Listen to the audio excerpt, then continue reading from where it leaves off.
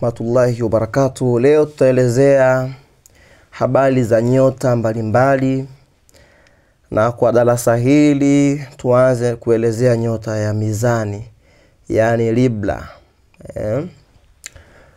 Hawa watu wa nyota Mizani ni wale watu waliozaliwa kati ya tarehe 23 Septemba, yani mwezi wa 9, mpaka tarehe 22 Oktoba.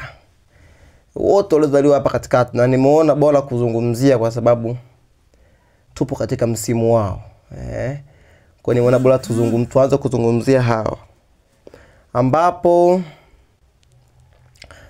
au ikiwa wale ambao wanatumia nyota za jina au wale wenye majina yanayoanzia na herufi G au S.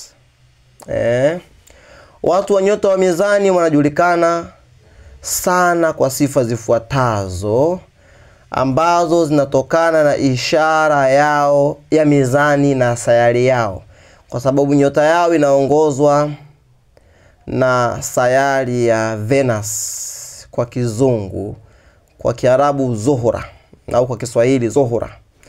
Yani sayari ya Zuhura ni sayari ya mapenzi, urembo na maelewano. Tabia chanya kuu, wanapenda usawa na haki. Hii ndio sifa yao kuu, usawa na haki. Lakini pia wanajitahidi sana kuona haki ikitendeka. Na wanapenda kuona maisha kuwa sawa na maisha ya maelewano katika kila jambo. Siku zote ni watu wenye diplomasia na upatanifu. Ni wasuluhishi sana, wazuri sana. Ukiona watu wenye haya majina, manake wana uwezo wa kuona pande zote za jambo na kutumia maneno matamu na ufundi wa kuzungumza tact ili kuweza kufanyeje kuwaunganisha watu. Lakini watu wa jamii, social, wenye aiba, wanapenda watu, wanavutia na ni wepesi wa kujenga urafiki, wana uwezo wa kuingiliana vizuri karibu kila aina ya watu, na mara nyingi huwa na kiini cha sherehe au mikusanyiko. Lakini pia wapenzi wa urembo na sanaa, wanapenda vitu vyenye kuvutia vya kifahari, vilivyopangwa vizuri, wana ladha nzuri. Lakini pia ni watu ambao wanapenda mitindo na sanaa na urembo. Lakini pia kirafiki na ni wapole. Kwa ujumla wana roho nzuri, wana mahaba mengi, wanajali hisia za wengine, na wanajitahidi sana kufurahia watu wanawazunguka. Lakini udhaifu na changamoto walizokuwa nazo, siku zote watu kama hawa kutokuwa na maamuzi, kwa sababu wanapima pande zote mbili kabla ya kufanya maamuzi. Wanaweza kuchukua muda mrefu kufanya maamuzi. Kukukataa au kukukubali wanahitaji uwapatie muda mrefu sana wa kufikiria. Lakini pia kuepuka mgogoro, wanachukia sana ubishi na ugomvi. Wakati mwingine kuepuka huku kunaweza kuwafanya wakubali mambo ambayo hayana faida na wao.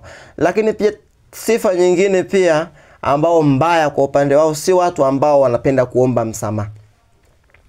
Yani swala kuomba msamaha sahau. Ukiwa na mtu kama huyu, yeye atajirekebisha lakini hawezi kusema nisamee.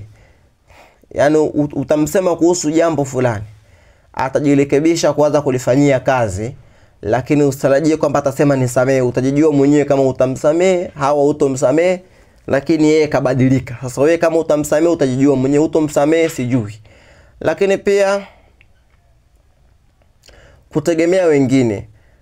Hawapendi kuwa peke yao, wanapenda kufanya mambo kwa ushirikiano. Hii inaweza kuwafanya wajikute wakitegemea sana ushauri au uwepo wa wenza wao.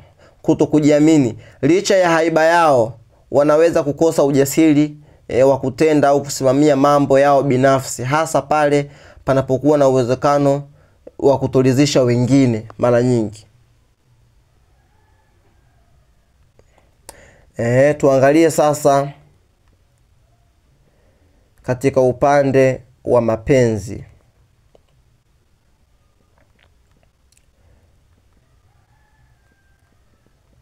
Tukumbuke pia hicho ni kitabu ambacho pia nipo nacho, kimefafanua mambo ya nyota kwa watu mbalimbali. Naam.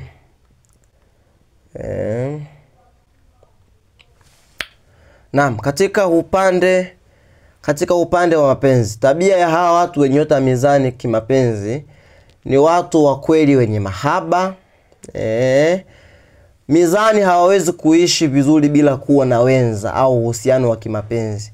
Wanapenda kujihusisha na masuala ya mapenzi na huwa ni mabingwa wa romance, yani mahaba matamu. Jinsi wanavyoonyesha upendo, hutoa maneno matamu, wanajua kumridhisha mpenzi, na wanapenda kutoa zawadi au kufanya mambo ambayo yanapendeza katika macho ya wapenzi wao. Lakini wanafurahia kushirikiana. Hawapendi kabisa kutembea peke yao, wanapenda kuwa na wapenzi wao kila mahala, iwe kwenye sherehe, kwenye matembezi, hata katika shughuli, sokoni, kutembea na wapenzi wao. Lakini pia wanatafuta usawa na amani. Katika uhusiano lengo lao kuu ni kuleta maelewano na utulivu, usuluhishi. Wanaepuka migogoro, ubishi, na katika mzozo ukitokea wao huwa ni wasuluhishi wakuu. Watafanya kila wawezalo kuhakikisha amani inarejea haraka. Kujitoa sadaka, mara nyingi wako tayari kutoa nafasi au kuacha msimamo wao ili tu kumfurahisha mwenza wao na kuepuka ugomvi. Lakini pia kuvutia au kuwa na haiba. Watu wa mizani wana mvuto wa asili, ni rahisi kupendeka, rahisi kupendeka kwa sababu ya tabasamu lao, ukarimu wao, na kuongea kwa ustadi. Lakini pia kwa urembo, wao huonekana wenye maumbo ya kuvutia, hasa wanawake, na wanajua kujiremba na kuvaa vizuri. Mambo haya huwafanya wawe na mvuto kwa urahisi. Changamoto katika maamuzi. Huchukua muda mrefu sana hawa kutoa maamuzi, hasa mambo ya mapenzi, akusamehe asikusamehe, akukubalie asikukubalie. Lakini pia tuone nyota ambazo zinaendana na hawa watu wa mizani kwenye mapenzi. Mfano, watu ambao wanaendana nao sana katika mapenzi ni watu wenye asili ya moto. Ni watu wenye nyota asili ya moto, hasa watu wa nyota ya punda. Hawa wanaendana nao sana kimapenzi. Wanaendana nao sana kimapenzi. Na kwa sababu kwa nini wamekuwa nyota ya punda? Kwa sababu nyota ya punda wanapenda kumuongoza mtu kwenye mapenzi au kumuendesha. Na hawa wao kwa sababu wanakosa maamuzi, ni vizuri kwamba wawe wanaendeshwa. Tuangalie katika upande wa kazi na maisha. Shughuli za utafutaji wa maisha, hawa mizani wamesimamaje? Kazi zinazowafaa zaidi hawa watu wa nyota ya mizani ni kazi za sheria na haki, kuwa mahakimu, majaji, mawakili, au waamuzi wazuri. Watu ambao wanakuwa katika sehemu za mambo ya jinsia, juu na watoto, madawati kama hayo, wanaharakati. Lakini pia madawati ya diplomasia na uhusiano wa watu, yani public relations, ambapo usuluhishi wa migogoro ndio mambo ambayo yanawafaa. Lakini sanaa na urembo na ubunifu, wanafaa kuwa madesigner, wachoraji na wabunifu. Lakini pia ushirikiano, wanafaa kuwa mapartner, yani kushirikiana katika mambo mbalimbali. Lakini tuone changamoto kazini. Bado vile changamoto kazini kutokuwa na uamuzi. Kwa hiyo hata wakiwa wafanyabiashara hawa watu wa nyota ya mizani, kitu ambacho kinawafanya wafilisiki ni kutokuwa na uamuzi. Ajue anakuwa na mambo mawili anakuwa afahamu.